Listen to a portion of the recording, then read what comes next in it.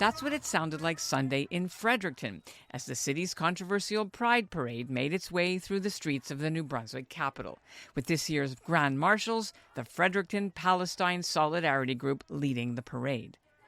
The selection of that group set off a dispute earlier this month, as the organizers had banned a list of groups, including the military and the University of New Brunswick and others they feel are complicit with Israel's military response in Gaza after the October 7th Hamas terrorist attack.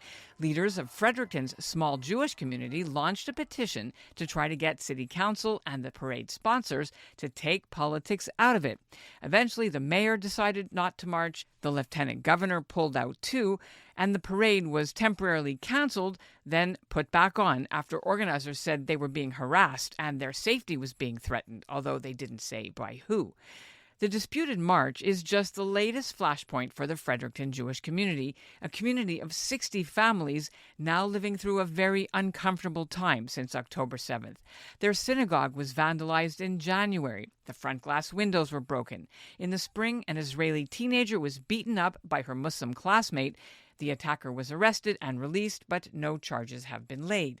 And last month, an Israeli computer science student attending the University of New Brunswick had a rock thrown through his apartment window in the middle of the night where an Israeli flag is. Big cities has got a bigger community and they feel more connected with each other. They feel like they're more supported, but we're not feeling like that here. I'm Ellen Besner, and this is what Jewish Canada sounds like for Monday, July 22nd, 2024. Welcome to the CJN Daily, a podcast of the Canadian Jewish News.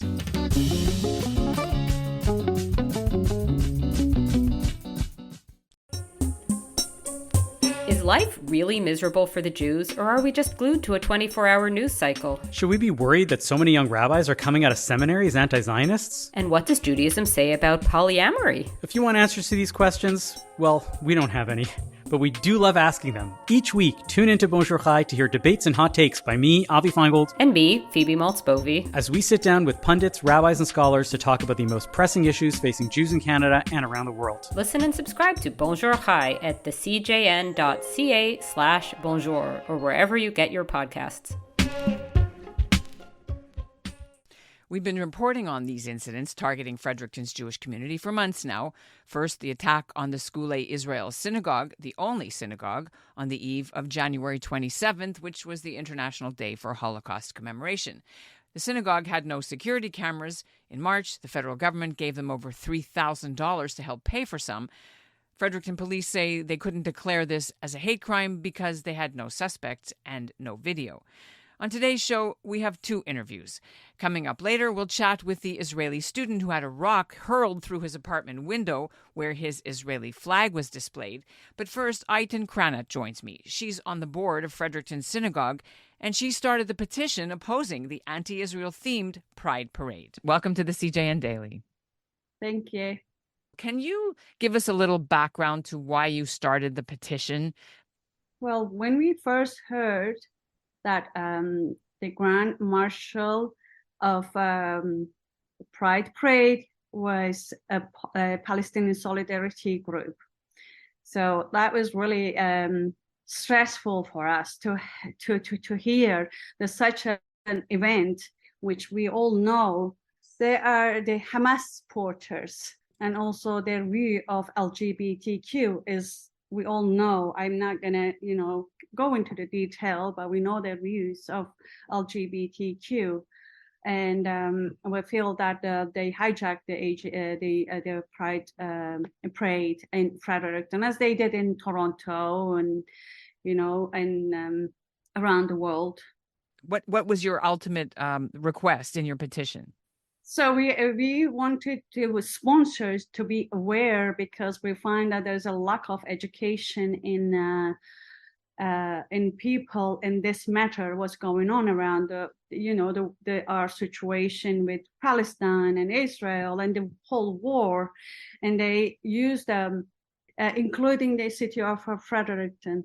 So we asked the city of Fredericton, and we write a letter to the mayor, and please reconsider your decision of permitting such an event as very divisive and not inclusive to whole community. And so what was the result of the petition? Petition did very well, but they ran a counter petition. A lot of people came out to help. We have some politicians. So the mayor says that we're thrilled the event is going ahead, but we cannot stop who they choose for their grand marshal. It's not down to us. You have to talk to them about their choices. They said they had to cancel the parade because they were being harassed and they weren't safe. Was that a direct at you? Who was harassing them? I don't think it was against us because we didn't do harassment. I think their internal board issues. They were fighting with each other, I think. But I heard from some of the media the Zionist harassment. But we would like them to have their event. We are supporter of LGBTQ community always. We just oppose a Palestinian Solidarity group taking the event. Okay, so this is sort of the latest in a series of challenges that the Fredericton Jewish community has faced since October 7th. Yes. Right? Can we go back a little bit to the first time, which was in January when the synagogue was vandalized? Can you say what's happened since? Is everything okay? What's going Everything okay. We're more vigilant. We had to put a security system. We didn't have anything more since then at the synagogue, luckily. Everything is not really okay because we're still receiving anti-Semitism around the city. You got a grant from the government. Has that been installed? Everything's in now? We have installed our security system because we also, some of the groups and our politicians here, some of them run GoFundMe. So we raised enough money. It was the government's money wasn't really near enough. So we have to install our camera system. Is now fully intact and connected to place. So we're a little happy about that. And then Shaked was beaten up, Shaked Sorkan, at the school. Shaked Sorkan was beaten up at the school by the group of people, and their thing is still going. We will see the outcome of that. I had a phone call from the community member last week. She was walking outside one of the school playground, and she saw a graffiti carved into the bench. I hate you with the Star of David. So we have to obviously report the police because, it's very disturbing when you go to school and you see this, The police are having a hard time to call it a hate crime. Well, let's talk about that. When you have these incidents, it's a lot for a very small community. What does the community want people who don't live in Fredericton to understand about what you're going through? I guess we're going through an anti-Semitism in our city. Although I think that our community, we have a lot of support, but people are quiet about it. What do you want people, let's say in Toronto or in Ottawa, where there's anti-Semitism, but there's a lot more places that you can go to be with Jewish people in Toronto? There's 50 shuls, 100 shuls in Fredericton. Exactly. Right. So how does that work for you guys? And how is it? We have this advantage of being in a smaller place in this case, because even that we think we have enough support. We don't have enough community to get together and support one another when something happens, and we all really go meltdown. Oh my God, this happened. What we're gonna do? And I tried when something happens, we call AJC and we call CJA. Hey, we need help. What do we do? Because we're worried. We don't want to. Some of us run businesses here, and then it's a small community. We worried our name is going to go out, and people are going to attack us, and people are going to, they're not afraid to attack people. We had a parade last year at downtown, and this was in the beginning of all these things where, the parades were starting. The Palestinians were gathered every week downtown, and they shout and they rivet at the sea, and they have their boards in their hand, and it's very hard to watch this. but we go and to see what's happening. So one of the Jewish friends of ours came and they opened the Israeli flag. And as soon as that happened, and those group, they walked on top of us. And then I ran to find a place around. So I found a police officer and I told them, hey, we need to get out of here. Can you, they have to escort us to our car. I mean, this is a Fredericton. The reason my family moved, I don't know if I mentioned this before, the reason that we immigrated to Canada, we were subjected to anti-Semitism in UK. And around the Lebanon war is the anti-Semitism started. They were writing on the same thing, kill Jews. And if you walk to the synagogue, they know you're going to the synagogue the way that you wear your clothes or kippah, the boys or whatever. And then they will yell at you from their car, hey, dirty Jew, and this and that. And it's just like, it was getting bad. And my daughter was beaten up too, like shackhead, and she was hospitalized. And it was a whole big thing. And we didn't feel safe to live in UK anymore. And now we're seeing the same thing here. The sad thing is there is an education gap in our city, like on the people that don't know the history there very well. Which people are you talking about? Like the politicians or ordinary?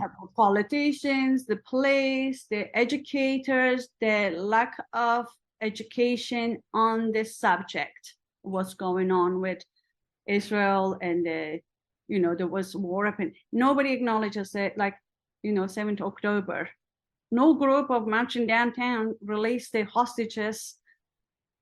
This is what we're living. Every weekend in our small community, we have a protest and we are not doing anything. We're no counter protesting. It's just like we put our head down and walk away. And this is not fair. But you have some allies. I mean, I know Dominic Cardy, and I know even the premier was very but we had surrounded the synagogue with a whole community group, right? We are so lucky. We have a lot of support from the churches, I would say, but we have a anti-Semite MP, so that doesn't help. So you have reached out to Janika Ayten before, and how is the relationship now? Is she helping you with these things? First of all, I don't think like she answers or joins any of the events. Right now, I think that Janika is keeping her head down. I know that you had a meeting the end of last week with the Deputy Conservative Party leader, Melissa Lansman, who was in town. Yeah. We told her what's going on in Fredericton, and it was so beautiful to have her around and have her come and see us, and it's very comforting that we have support in a federal level.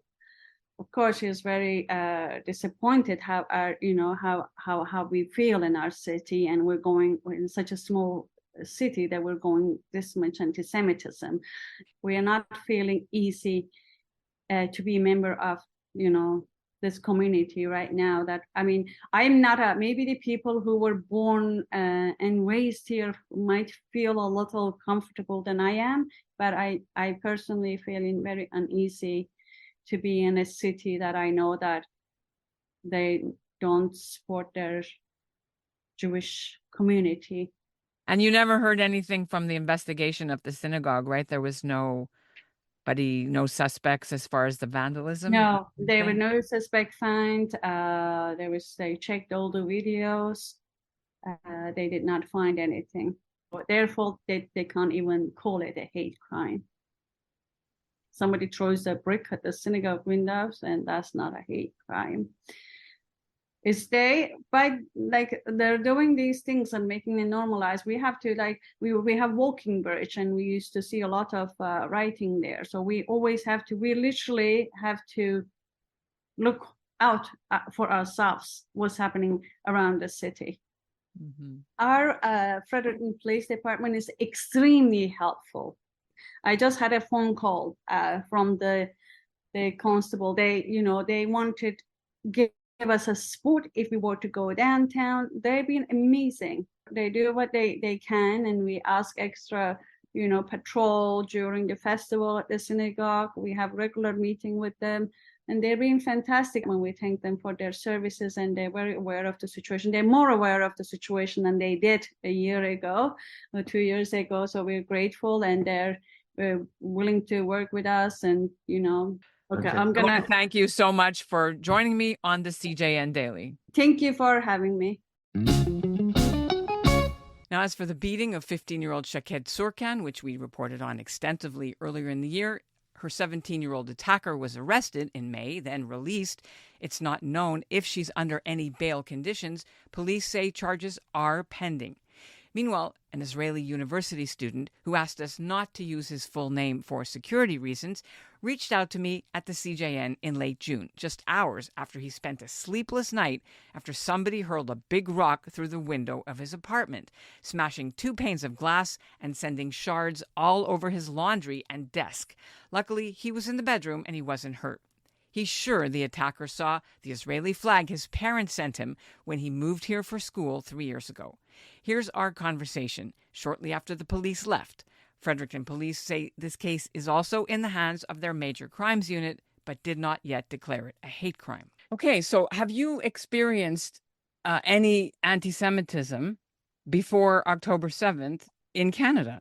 So no, I was always surprised by how welcoming and acceptable everyone here. I was never afraid to say that I'm from Israel. I was always proud of it. And I was always talking about Israel and my experience and talking about my culture and the differences with people. Very open conversation, and everyone were very welcoming. And I haven't experienced any anti-Semitism from anyone until this incident. So this is why I was very surprised. And once we get into the story, and I'm going to tell about the flag, I'm just going to mention that this flag was on the window of my office for the last more than a year. Okay, tell me what happened. Right before midnight. Me and my partner were in the other bedroom, which is the master bedroom. We're just about to go to sleep. And then we hear a big smash, sound smash of glass. I'm instantly running into the other room because I heard where the sounds come from. So I open the door of the office and I see where I have my Israeli flag on. The windows is fully smashed and shattered. I instantly realized what happened here because you see the flag and you see the shattered window. I'm running to my balcony outside to see if I can catch someone in the corner of my eyes or maybe someone trying to escape so I have a witness. But I couldn't find anyone. In the meantime, I told to my partner to call the police, the 911. And we called the police. We waited about an hour and a half until the police came to the apartment. After a little bit, we found the stone that was thrown on the window right at the back of the room. So it was a strong throw. I would say this is a double window, and there was a screen before it, and the rock got all the way through the room into the closet at the back of the room. So that was surprising, even for me. The officer was honest with me, and he told me that's the first incident that happened to you, and I see the flag, but we don't have evidence, and we cannot take fingerprints from a stone, so there is no immediate relation to hate crime, which I believe he also didn't believe it. So I cannot argue with this, and he told me that we're gonna file a report because the building will need it for the insurance, but probably the police station gonna close this case because there is no any other evidence, and it's the first case. So this is really frustrating after all the previous incidents for Israel and the Jewish community around Fredericton lately. How do they say that it wasn't a hate crime, and how do you feel that it was targeted at your flag? So I would say that every straight-minded person would connect these two things together. And when you see a flag that was showing on the window for the last year, and suddenly someone threw a rock and shattered the window specifically on the place that the flag was onto, there is no much space for, imagination. So it's really frustrating to hear that the police, which is supposed to enforce the law and protect us from any kind of violence or discrimination, try to a little bit avoid of what was basically straightforward here, which is a hate crime. Did they suspect that you did it yourself? Did that come up? No, they didn't suspect we did it ourselves, but they did ask some questions about maybe you have what's called enemies, or do you think it was expected, you could have predicted, or there is any, or your partner has any access that has any anger about their breakup or something like that. So what happened to the flag? Was it damaged? No, so the flag is over here, and because they currently fixing it, so they put a temporary plywood on the window frame. But I'm waiting for the windows to be fixed, and I'll definitely will put it back again, because as we said, we always gonna be proud of who we are, and we're not afraid to show our identity. When this happened, how shocked were you? I was more surprised when the high school girl situation happened, because this is, for me at least, at my point of view, it's a different level. This is a physical violence.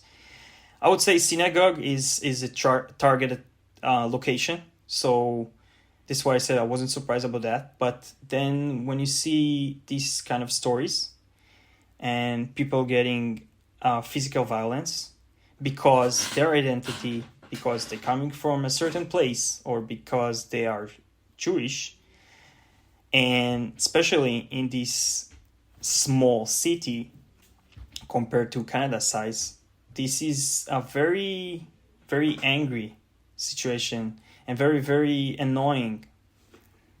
And even more annoying is to see how the government and the police and the law enforcement responding to those acts, which is, sorry to say, but kind of ridiculous. So why do you want to go public but not tell us the name? Tell me a bit about what you're concerned about. But I believe if I will expose my identity and my name, it's just gonna bring more troubles to me, and this is not what I'm looking for. I'm looking for to raise the awareness, to try to prevent the next incident. What steps did the police suggest that you take now and your partner? To be honest, they didn't really give us direction about that. They didn't tell us anything about what we should do, and they mainly told us what's gonna happen with the case, which is not much. And I don't think I'm gonna change my behavior as a result of this. I know that the flag was targeted, and I know that I have Magen David on my necklace, but I'm not afraid to walk around or to heard talking Hebrew, just because someone decided that he saw an Israeli flag on a window and throw a rock at it. The main goal here, as I said before, is to raise the awareness. And I saw, and I keep seeing, the protest of the Palestinian people downtown here in Fredericton and all around Canada. And I do believe that everyone should have their voice and everyone should be heard. But if the end result is a hate crime, that's a problem. And the bigger problem is how the law enforcement and the government of Canada react to it. If the minority that do these crimes see no response from the law enforcement, they will just keep doing it. And I don't need to tell you where it can get to, you know? And that's what Jewish Canada sounds like for this episode of the CJN Daily. Ayten Kranat said their Liberal Member of Parliament, Janika Ayten, wasn't helping them. I remind our listeners that Ayten, is a vocal supporter of banning Canada from selling arms to Israel. Ayten was pro-Palestinian before she joined the Liberals in 2021 after she crossed the floor from being a member of the Green Party. So some of Fredericton's Jewish leaders have turned elsewhere for political help. Melissa Landsman, the deputy leader of the Conservative Party, came to Fredericton last week and she held meetings with the Jewish leaders and introduced them to her party's candidate running against Ayten. He's former MLA Brian McDonald. Landsman tells me she found Fredericton's Jews who feel isolated and alone in the face of what she describes as a, quote, vitriolic hate that's taken over Fredericton, unquote. By the way, Ayten Kranat says she did attend the Pride Parade on Sunday. She wore yellow hostage ribbons, and except for being filmed by protesters, she was uninjured. The CJN Daily is produced by Zachary Judah Kaufman. Our executive producer is Michael Freeman, and our music is by Dov Beck-Levine. Thanks for listening. Y'all remember that joke from Airplane? The old lady asked for some light reading. How about this leaflet, famous Jewish sports legends? But in actuality, that's changing. Jews are crushing it in sports around the world, and we are here to celebrate them. Sandy Koufax gets his 10th strikeout. Zach Hyman, his first career hat trick. 41 points for Diddy Avdia. It's Sue Bird's building. I'm Gabe. And I'm Jamie. We love Jews and we love sports, but most of all, we love kvelling over Jews in sports. Together we host Menschwarmers, the longest running Jewish sports podcast in the world. Listen and subscribe at thecjn.ca and wherever you find your podcasts.